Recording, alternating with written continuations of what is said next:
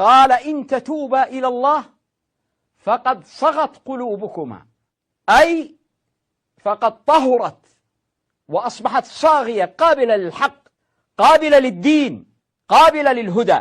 إن تتوبا إلى الله فقد صغت قلوبكما، ما أعرض عليهما التوبة لأن قلوبهما قد صغت، يعني مالت.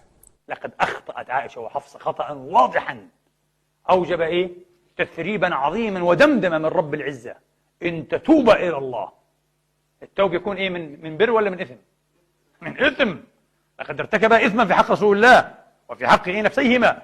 إن تتوبا إلى الله فقد صغت قلوبكما. ما معنى صغت؟ مالتا، انحرفت عن السواء، أي فقد طهرت وأصبحت صاغية قابلة للحق، قابلة للدين، قابلة للهدى. ما معنى صغت؟ مالتا، انحرفت عن السواء.